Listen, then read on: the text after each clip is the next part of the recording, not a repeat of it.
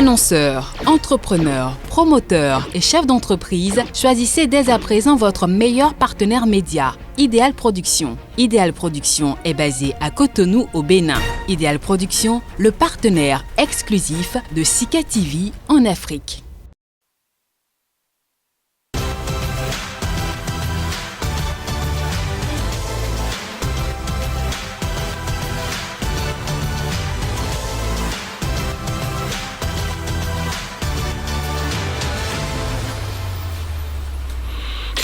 Bienvenue et merci d'être des nôtres. Entrée dans l'histoire à la faveur de la conférence nationale de 90 qui aura fait tache d'huile et inspiré nombre de pays, le Bénin aura fièrement porté des années durant le titre honorifique de laboratoire de la démocratie en Afrique subsaharienne.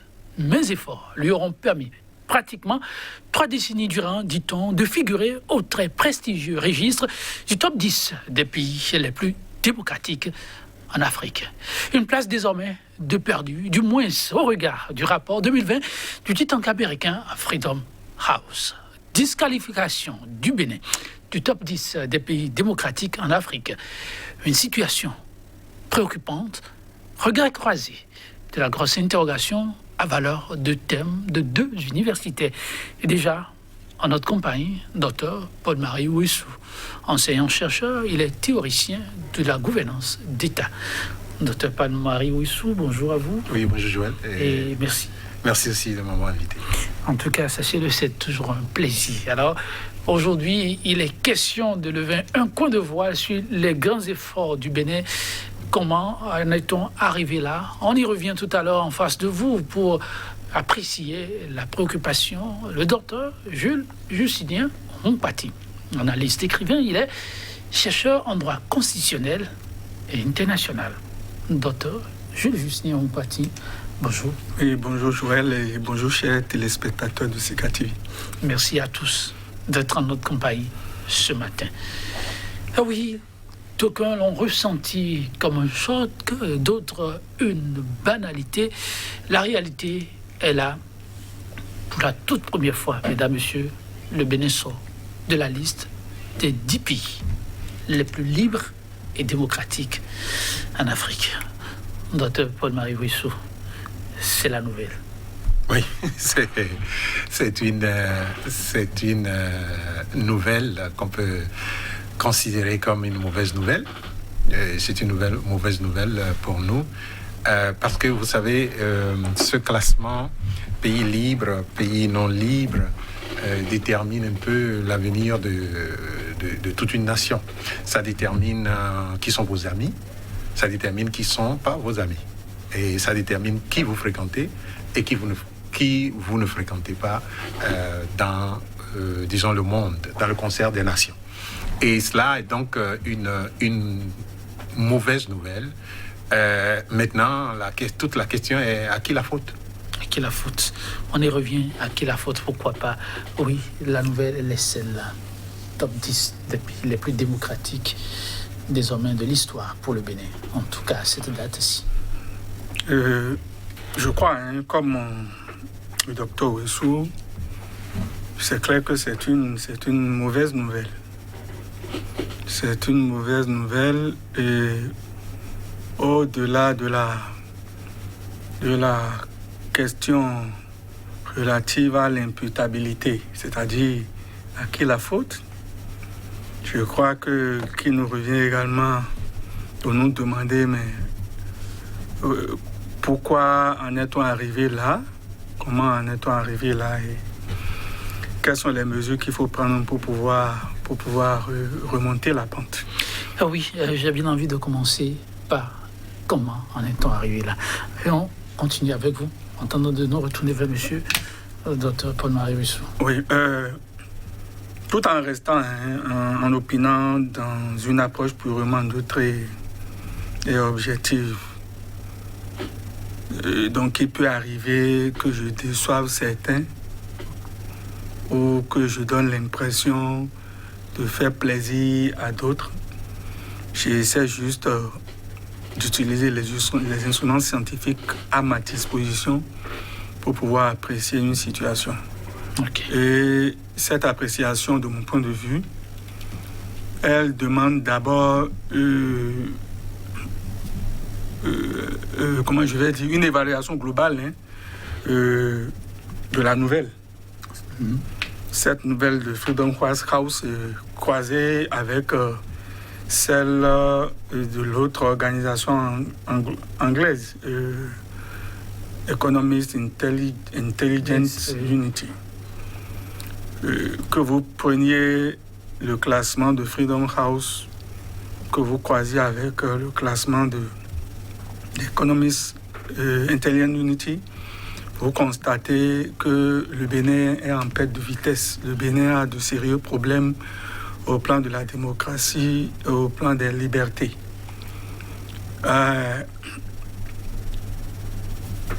Je me demande en fait qui a évalué. Il s'agit d'ONG. Freedom House est une ONG américaine et mes petites fouilles m'ont permis de comprendre que sa création remonte, se détermine par rapport à Madame Roosevelt. Et j'ai compris également, j'ai découvert qu'elle est financée par le gouvernement américain.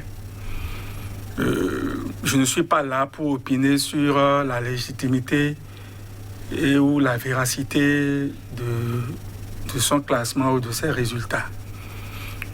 Même si le financement d'une organisation non gouvernementale par un gouvernement peut donner matière à réflexion au plan critique. Ce qui est sûr, l'une américaine, Freedom House, et l'autre anglaise, ont donné des résultats, et ces résultats-là ne sont pas du tout favorables au Bénin. Quand vous étudiez un peu l'histoire politique et constitutionnelle du Bénin, depuis le renouveau démocratique, depuis 1990, vous constatez que ça fait banalement une trentaine d'années. Oui. Et à l'intérieur de ce grand cycle, il y a des sous-cycles. C'est très important de le rappeler. Pour qu'on puisse... on ne va pas se précipiter, mais on va prendre la question comme cela se doit, la traiter, tout en ayant la tête froide et le cœur chaud. Alors, on a connu l'euphorie constitutionnelle. Et par la suite, il y a eu le tout dernier sous-cycle, il y a des tentatives de fraude à la Constitution, de modification de la Constitution, des restrictions de liberté. Et quand vous prenez le Bénin de manière plus précise, vous constatez qu'avec les différents présidents qui sont passés, les enjeux n'ont pas été les mêmes. Avec le président Kérékou ou avec le président Soglo, il y a eu des enjeux d'ordre économique. Et ça, on a senti une certaine restriction, une tendance à... Avec le président Kérékou, les choses se sont aplanies complètement. Quand le président Yahya Boni est venu, il avait des soucis, de sérieux soucis de développement économique. Et vous vous rappelez, démocratie Nescafé, et dictature de développement. Avec le président actuel, l'accent est en train d'être sérieusement mis sur le développement économique et industriel. Et de l'autre côté, on constate qu'on s'affaisse au plan des libertés.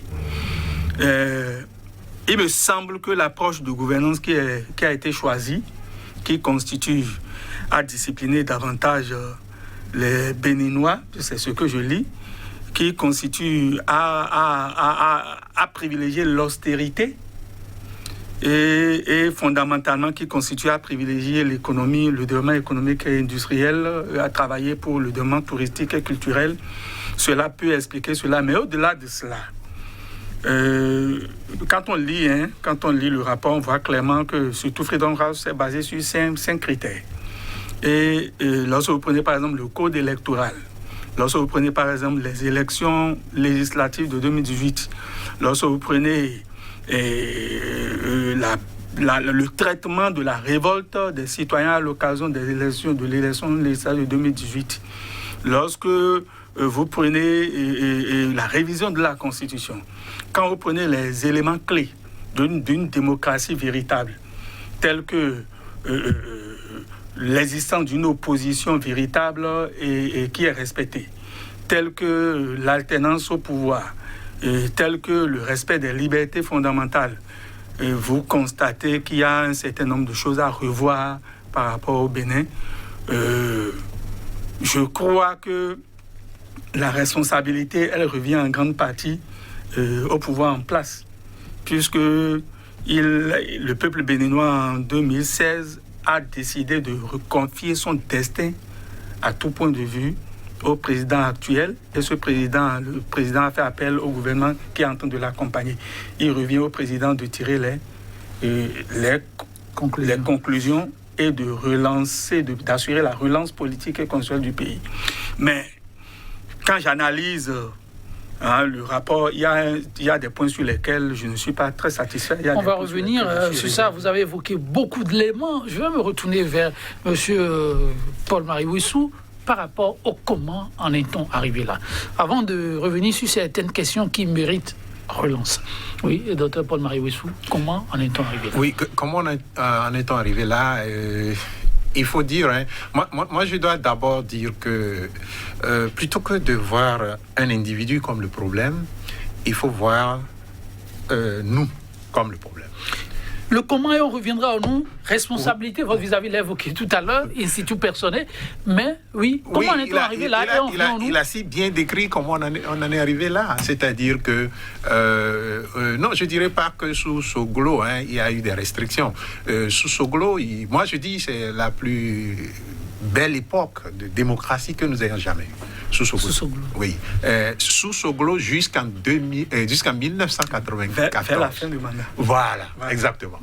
Jusqu'à ce qu'il n'aille à Goro pour dire que la biche... La plus formidable époque, vous me la rappelez rapidement, et avant d'aller vers Goro. Oui, c'est-à-dire de 91, c'est ça, je crois, l'élection, oui. À 1994, il y a en place des partis politiques. Je veux rappeler à ceux qui disent que on a fait le système partisan et qu'on a réduit le nombre de partis politiques a été réduit et tout. Je veux leur rappeler que en cette époque-là, il n'y avait pas plus de 15 partis politiques. Donc, au début de tout processus, c'est toujours comme ça, que le nombre n'est pas grand. Mais c'est les comportements des individus, les politiques qui se mettent en place, qui finissent par créer ce que nous avons comme système.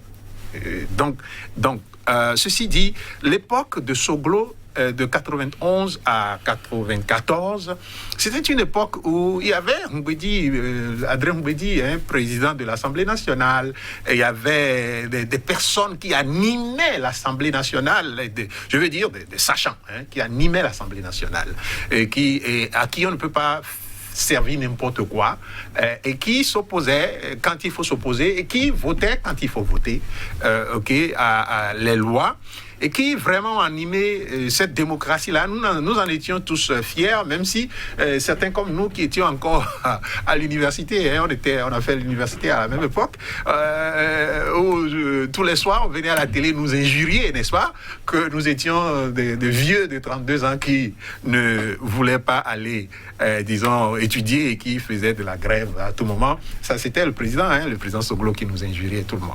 Mais ce qu'on peut retenir de cette époque, moi je le dis... L'étudiant était libre. L'étudiant était libre. On marchait, on a marché de l'université, le campus d'Abomey-Calavi, au champ de foie ici. On a marché, n'est-ce pas? On a fait des choses, on a marché sans nécessairement casser. Vous êtes permis beaucoup de choses. Non, on ne s'est pas permis des choses. On avait les vents de la liberté. Les vents de la liberté nous portaient. Voilà. Vous avez l'impression que cette époque est vraiment révolue aujourd'hui? Oui, aujourd'hui, écoutez... ce que je constate, et comme il l'a décrit, c'est pas sous ce régime que ça a commencé, les restrictions de liberté ont commencé déjà sous Yahi, et se sont, disons, poursuivis sous ce régime. Et comme moi j'ai pris l'habitude de le dire, ce régime est à la fin d'un cycle. C'est à la fin d'un cycle. Alors, il y a eu des étapes qui graduellement bousculer un peu les positions du Bénin, oui, dans ce top 10, sans que les Béninois ou sans que les dirigeants ne s'en aperçoivent. C'est cela? plutôt que les dirigeants ont une option. Il faut que je vous explique quelque chose. Il y a deux modèles de politique, de gouvernance politique, de gouvernance simplement, sur le continent africain en ce moment. Deux modèles, ok? Le modèle qui est incarné par le Ghana en ce moment, ok? Un pays démocratique, foncièrement démocratique. Rappelez-vous, le Ghana est passé à la démocratie après notre conférence nationale, donc inspiré par notre conférence nationale. Oui. Ok. Donc, le Ghana, un pays démocratique qui se veut, qui s'affirme démocratique. D'ailleurs, dans ce classement, il occupe une telle bonne place. Et qui fait des performances économiques extraordinaires. Oui. Donc, on ne peut pas nous dire que c'est comment le fait de ne pas de fermer le volet politique qui va faire qu'on va faire des performances économiques. Ensuite, il y a le modèle incarné par le Rwanda. Ok, le Rwanda, c'est avec Paul Kagame. Et ce modèle s'inspire un peu de la Chine et dit qu'il faut mettre une croix sur les droits politiques pour qu'il y ait développement. Mais moi, je suis... Donc, c'est les deux modèles sur le continent. Sur le continent africain, oui, c'est les deux modèles. Voulez-vous dire que le Bénin a finalement fait une option? Bon, je ne sais pas le Bénin, mais peut-être le régime en place a fait une option. Moi, je ne parle pas encore. Moi, je suis prudent. Je veux voir que ce soit... On est en analyse. Oui. Alors, les données que vous avez vous renseignent sur quoi? Oui. Parce qu'on vous a dit, mais comment nous sommes-nous arrivés là?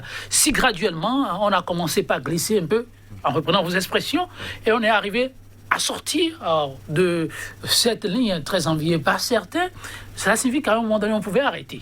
Oui, mais il ne faut pas oublier les raisons pour lesquelles les restrictions, les restrictions des libertés politiques ont commencé dans notre pays.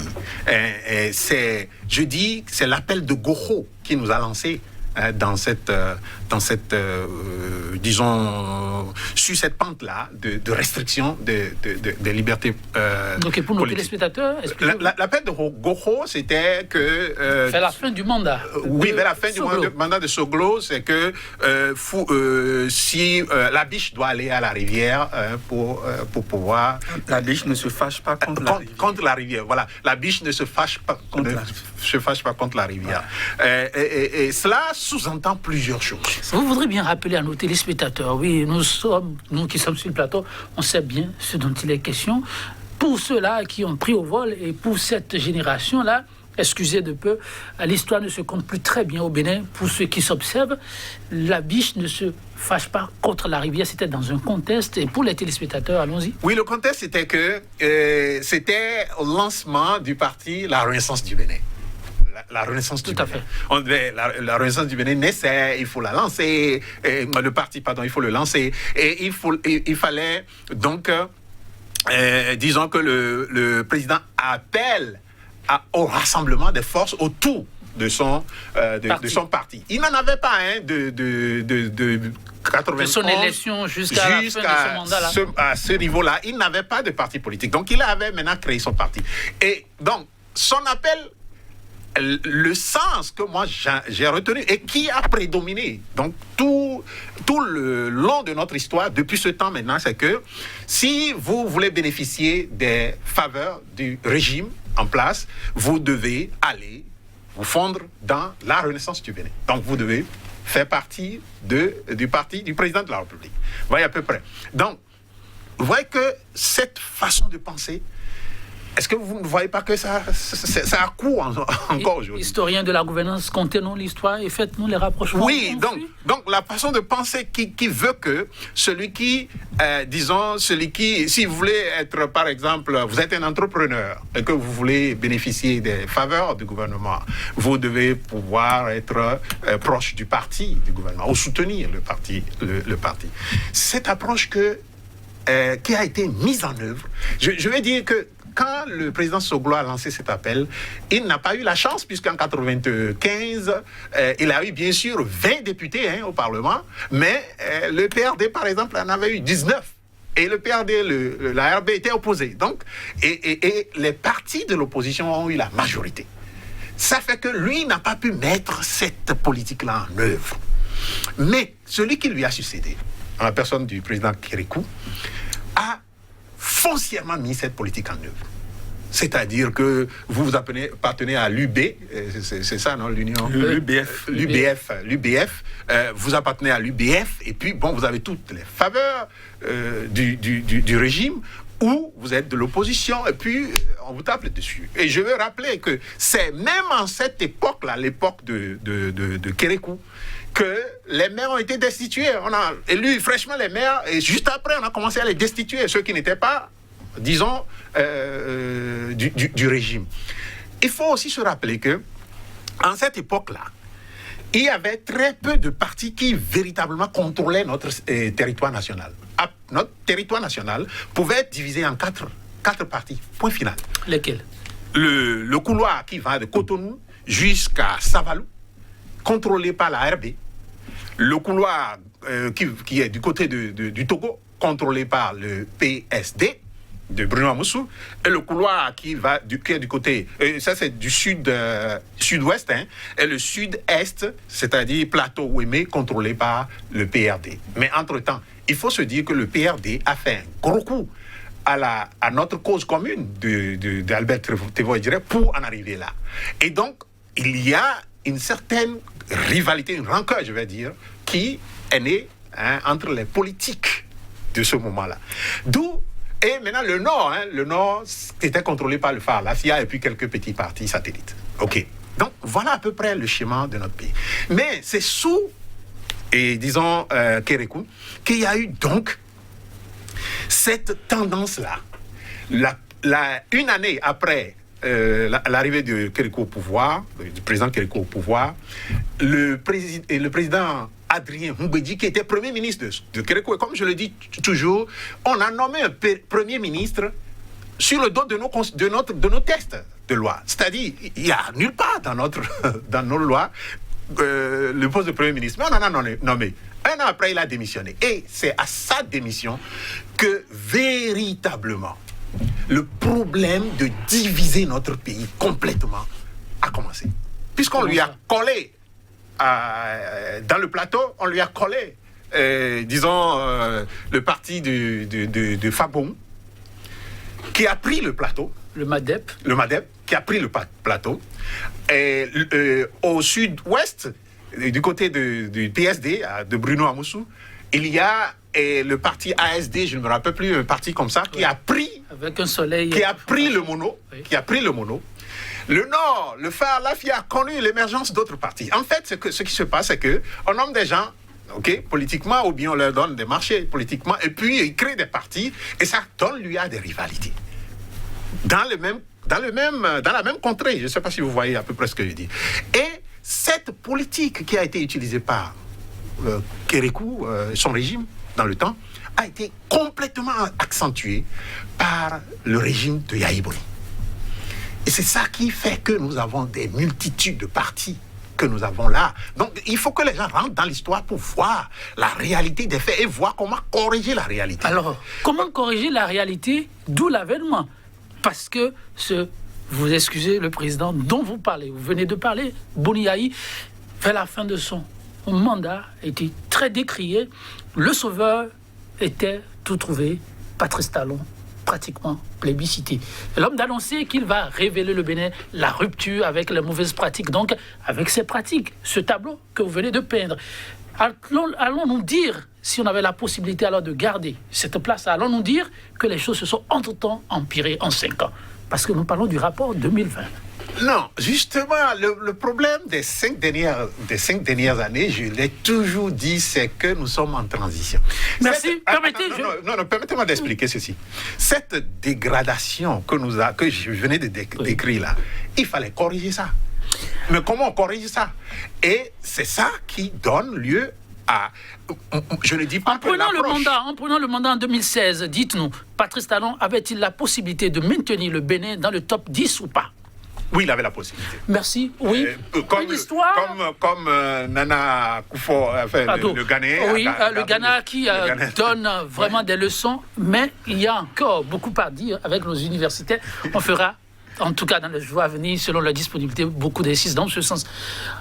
On a fait un peu le tour. C'est de l'histoire. Et l'histoire du Bénin, il faut la compter. On espère vraiment qu'avec vous, universitaires, le Bénin saura se rattraper, parce qu'avec le nouveau programme, beaucoup à dire sur ce plan-là.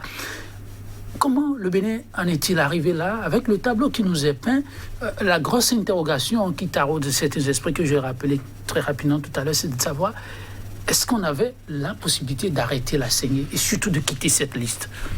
Oui, mais c'est clair, on avait bel et bien la possibilité d'arrêter la saignée, de quitter ce schéma-là. Mais vous savez très bien, c'est récent. Quoi ça? Que malheureusement, il a sorti le mot-clé, Dr. Wissou. C'est quoi le mot-clé? Oui, les rivalités. Il y a une rivalité qui a cristallisé davantage les incompréhensions et qui a justement tendance à diviser le pays. Ah bon? Oui, mais vous c'est savez... quoi cette rivalité? Mais c'est la rivalité de l'ancien président et du président actuel. Sérieusement. Mais c'est clair. Ne dites pas que les problèmes du Bénin tournent autour de deux autres. Non, vous avez... j'ai remarqué que le Bénin a l'art de révéler ceux qui sont persécutés par celui qui est au pouvoir ou ceux qui sont... Je dirais ça comme ça. Lorsque le président Yahya Boni était au pouvoir, cette affaire d'empoisonnement qui finalement... On n'a plus... Ça a été classé sans suite, il me semble. C'est cette affaire qui pratiquement a révélé le président Patrice Talon. Cette tendance à l'empêcher d'être candidat, le peuple s'est levé, la société civile, les organismes de la société civile se sont organisés, se sont soulevés et finalement, puisque l'homme politique, lorsqu'il veut il veut poser des actes attentatoires à la paix ou des actes qui n'arrangent pas trop la cohésion sociale et qu'il a un peuple fort, un peuple qui réagit, un peuple qui n'est pas d'accord, qui le manifeste. Quand il a un peuple qui n'est pas d'accord, il se rectifie automatiquement. Alors, qu'est-ce qui s'est passé? Le président Patrice Talon, justement, a été révélé par le président Yahya Boni. Et j'ai bien peur que nous révélions d'autres présidents prochainement. Donc, il a... Sérieusement. Une crainte mais sérieuse. je sens que... Et puis, ce n'est pas un très bon rôle que le Bénin joue. Ça dit, celui qui est persécuté ou celui qui est dérangé par le pouvoir en place, on trouve en lui le sauveur prochain. Oui. On a tout fait de se tromper. Donc... Voulez-vous dire que les Béninois se sont trompés pour la cause de leur actuel chef? Ce n'est pas ce que je suis en train de dire. Mais que dites-vous? Mais je dis qu'on ne doit pas prendre, ce n'est pas parce qu'une personne ou un acteur politique est victime qu'elle doit automatiquement être perçue comme le sauveur. Alors, c'est l'élément qui empêche... Permettez-moi d'aller au bout de mes idées. Graduellement, s'il vous plaît, il n'y a pas de problème. Vos mots nous obligent à vous poser des questions, allez-y. Vous voyez, et ce qui a fait que lorsque le président actuel est arrivé, vous allez voir que avant même son élection, il avait cette phrase-là, en 1 an, en 5 ans, on peut faire le job. Oui. Et il avait promis la révision de la Constitution béninoise, oui, des réformes politiques et institutionnelles. Oui. Et lorsqu'il est venu, il a commencé. Mais cette guéguerre entre acteurs politiques l'a certainement amené à changer, à faire votre face. Parce que je peux dire que de 2016 à aujourd'hui, oui, je suis en train de découvrir globalement 2 types de présidents. Tout au début, jusqu'en 2017, oui, jusqu'en 2017, j'ai vu un président qui était décidé à faire des réformes, à faire en sorte que la classe politique se renouvelle, à faire en sorte qu'il y ait de l'oxygène, à faire en sorte que tout se clarifie et que cette fois-ci, là, les partis politiques soient porteurs des dirigeants du pays. Mais il me semble que les acteurs politiques du temps lui avaient joué un coup, il me semble. Et il a changé de méthode. Il a fait volte-face. Et là, ça nous conduit vers les années 2018-2019, où nous avons connu ce que les gens ont appelé des lois liberticides, le code électoral, comment vous appelez ça, et la charte des partis politiques, et que les élections législatives exclusives, vous allez voir que ces problèmes de liberté que nous évoquons ont eu lieu fondamentalement, ont démarré véritablement en 2018, si je ne me trompe.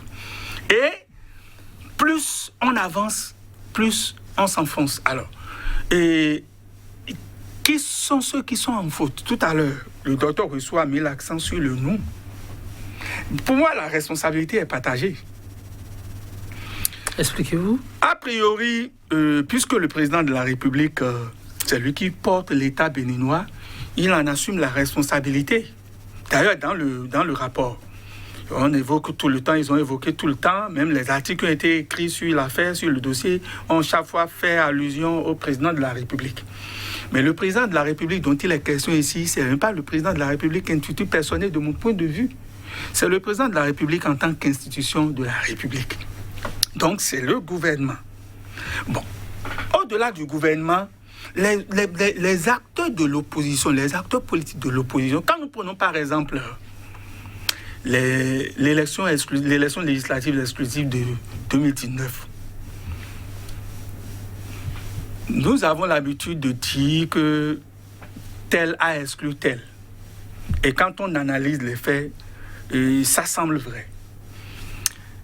Mais il y a une stratégie que les gens, qui est connue, la stratégie de victimisation. Une stratégie qui consiste à adopter une démarche passive, à faire traîner les choses de manière à ce qu'on puisse faire porter la responsabilité par l'autre. Moi, je dis, là où nous sommes arrivés, là, la responsabilité se situe du côté du pouvoir en place, elle se situe du côté des partis de l'opposition, une opposition qui n'est pas organisée, une opposition qui n'est pas proactive. Lorsque vous avez affaire à un dirigeant, un compétiteur né, quelqu'un qui est très stratège, qui vous connaît depuis des années, parce que j'ai compris que le président actuel les connaît depuis des années, depuis même plus de 10 ans. Et vous avez intérêt à étudier la personnalité de la personne, à étudier son mode de fonctionnement, à étudier ses stratégies, ses stratagèmes, et si possible même à anticiper. Cela demande qu'il faut se mobiliser des moyens. J'ai constaté une opposition en perte de vitesse, une opposition qui est souvent surprise, et donc finalement, le pouvoir en place, l'opposition, donc les partis politiques, parce qu'il a suffi que l'opposition ne soit pas à l'Assemblée nationale pour que la situation s'aggrave. Cher Yeton dit, à supposer un instant que des partis de l'opposition fussent à l'Assemblée nationale, soit à l'Assemblée nationale actuellement, et que le problème de parrainage ne se pose pas. Et avant même ça, le problème de certificat de conformité, c'est-à-dire de conformité qui est sorti de la jurisprudence de la Cour constitutionnelle. Si l'opposition n'avait pas laissé du terrain au pouvoir en place, est-ce que vous êtes sûr qu'on serait arrivé là? Et de plus en plus, les dirigeants actuels qui ont du sang dans leurs veines, parfois, c'est mon interprétation, c'est ma perception, sentent la nécessité d'agir. Maintenant, en voulant agir, il y a certainement quelques dérapages. Ce n'est pas impossible non plus, et là, je viens vers l'administration. J'ai parlé du pouvoir en place, j'ai parlé de l'opposition, je viens vers l'administration. Ce n'est pas impossible non plus que des autorités administratives, je suppose, il semble que des autorités administratives profitent de cet élan disciplinaire, cet élan de discipline, et cet élan de, de rectitude que le président de la République a pris dès 2016 pour le pays, pour dire, mais démocratie n'est pas anarchie, démocratie n'est pas paresse. Il me semble que des autorités ou des personnalités en ont profité pour faire des coups bas. Autrement dit, je vais le dire de manière claire, est-ce que le pouvoir en place serait responsable de toutes les situations malencontreuses que des gens ont vécues? Est-ce qu'il n'y a pas eu des actes posés sans qu'il y ait eu de commandement légitime, sans qu'il y ait eu de commandeur légitime? Et là, il y a quelqu'un qui répond au nom de tout le peuple. On fait oui. Un président avait parlé de responsabilité sans culpabilité. Donc, le pouvoir en place, l'opposition et des personnalités politiques de ce pays, des acteurs même de l'administration publique, et enfin le peuple, parce que moi, je ne suis pas là pour... On est dans une période préélectorale. Et chaque peuple, sur la base de son histoire, développe une certaine psychologie, une certaine sociologie et agit en conséquence. Nous avons remarqué que le peuple béninois, quand on prend le peuple béninois comparé au peuple malien, le peuple béninois prend le temps d'encaisser. Il encaisse. Et j'ai l'impression qu'il y a même un dialogue invisible entre le peuple, son histoire et le temps. De sorte que le peuple attend qu'il y ait une certaine... que le temps arrive et que l'histoire et le temps se mettent ensemble pour que le peuple réagisse. Le peuple béninois, il me semble que c'est un peuple trop pacifiste. Donc lorsque le peuple, il consomme, le peuple voit venir et le peuple consomme, on ne peut que continuer. Donc je dis, la responsabilité, elle est partagée. Certes, le dialogue politique, il a baissé d'un cran. Je le reconnais. Mais le terrain qui est vide doit être occupé. Et les gens occupent le terrain. Et la conséquence, c'est la situation qu'on a actuellement. Alors, on y reviendra et manifestement, un plateau ne suffira pas. Mais en attendant, en temps de revenir sur certains points quand même très importants en termes de responsabilité, que fait-on? On croise les doigts? On poursuit cette marche-là? Non. Je crois, il a vraiment tellement bien expliqué. Il faut que les gens, et après avoir écouté cette émission, réfléchissent et regardent encore notre histoire en face. Okay. Il a tellement bien expliqué que ce que nous devons faire, c'est qu'on a dit tout à l'heure que c'est les rancœurs entre les individus qui, disons, finissent par piloter notre système politique. Et quand ça fait... On est en plein dans les rancœurs actuellement? Attendez, je vais vous expliquer. Que faire? C'est ça, non? Oui. Que faire? Oui. Moi, je ne pense pas qu'il faut lâcher le peuple dans la rue. Non, du tout. Il n'y a pas de violence qui veuille régler nos problèmes. C'est-à-dire que même si vous faites de la violence et qu'aujourd'hui, le régime qui est là s'en va, c'est que le problème n'est pas réglé.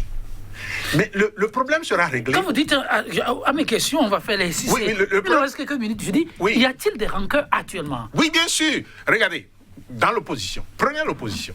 Ok, on peut dire que le régime en place est le problème. Ok, d'accord. Maintenant, prenons l'opposition. Ok, nous avons des partis dans l'opposition qui n'ont pas réussi à avoir le parrainage, n'est-ce pas? Mais il y a des gens qui ont pu obtenir le parrainage. Qu'ils soient de l'opposition gouvernementale ou de l'opposition. Donc, qu'ils soient de l'opposition ou de l'opposition gouvernementale, regardez, imaginez, l'essentiel, c'est est-ce que moi, de l'opposition, je ne suis pas de l'opposition, mais je donne un exemple. Est-ce que moi, de l'opposition, je veux que le régime en place s'en aille? L'essentiel, donc, c'est qu'il y a en face d'autres personnes pour l'élection à venir. Ce qu'il faut faire, moi je l'ai déjà dit, qui qu'il soit, faire de sorte que le peuple sorte massivement pour voter dans un sens donné. C'est ça qui est essentiel. Parce que si nous ne faisons pas comme ça, et que nous sommes dans, oui, il y a l'opposition couleur. Vous lancez là un message par rapport à la présidentielle qui s'annonce. On y reviendra, ne vous en faites pas. Mais par rapport au classement, le Bénin fait comment pour retrouver sa place, monsieur? Le Bénin, je vous avais déjà dit que le quinquennat qui commence est le début d'un nouveau cycle. Donc pour retrouver la place, il faut attendre le nouveau quinquennat. Non, oui, bien sûr, il faut attendre et mettre en place des politiques qui permettent maintenant de retrouver les piliers de nos institutions et du fonctionnement démocratique de nos institutions. Merci beaucoup, oui. Pour pouvoir retrouver sa place, que faire-t-on? On attend le nouveau quinquennat où déjà il y a des jalons qu'on pourrait mettre en place. Il y a des mesures à court terme, à moyen terme et à long terme. Allons-y très rapidement. Oui, avant d'aller très rapidement, parce que le docteur Wissou m'inspire chaque fois qu'il prend la parole. Vous savez, Dieu, je parle de Dieu, les membres de nos ancêtres comptent dans l'histoire politique, constitutionnelle et institutionnelle du Bénin. Ce qui est en train de se passer actuellement au Bénin, là, il ne faut pas perdre de vue la main du Seigneur. C'est très important. On n'a plus assez de temps pour que je le développe. 2. Le pouvoir actuel, il nous rend un gros service. D'abord, il nous prépare. Et là, je suis dans la dynamique du docteur. Il nous prépare à des enjeux plus grands au plan politique, social, économique, culturel, en nous révélant les faiblesses de notre système, les faiblesses de notre constitution, les faiblesses de nos institutions. Vous regardez nos institutions là. On se rend compte aujourd'hui en réalité que nous n'avons pas des institutions fortes.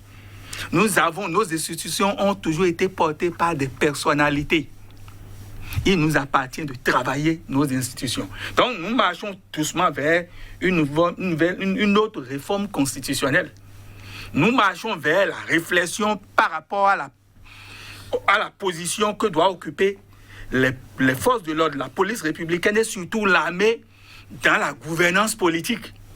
Nous marchons vers la réponse à une question.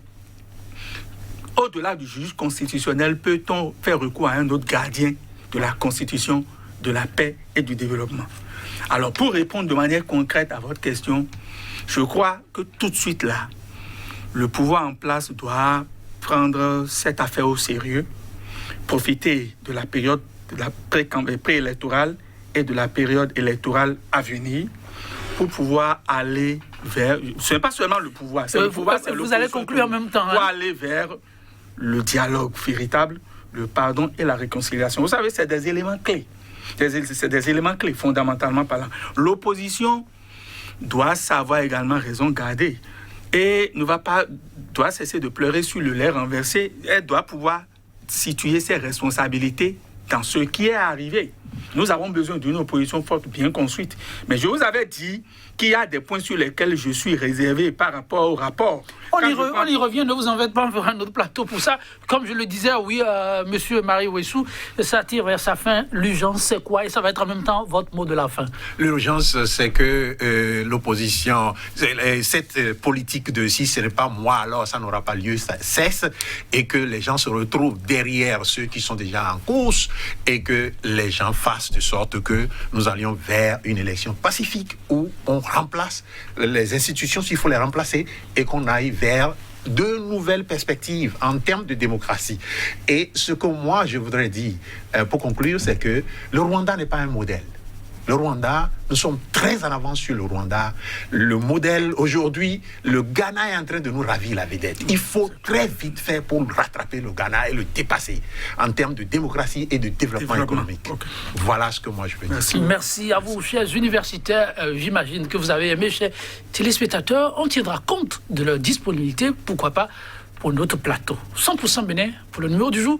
On va s'en arrêter là avec cette citation d'un autre grand homme, le regretté Hassan II. Il dit, les batailles de la vie, mesdames, messieurs, ne sont pas gagnées par les plus forts, ni pas les plus rapides, mais pas ceux qui n'abandonnent jamais. Vous savez ce qu'il vous reste à faire. La vie reste un combat permanent. Très bonne suite de programmes à notre compagnie. Et à très bientôt pour notre plateau de 100% Bénin, toujours avec le même entrain, la même disponibilité. Au revoir.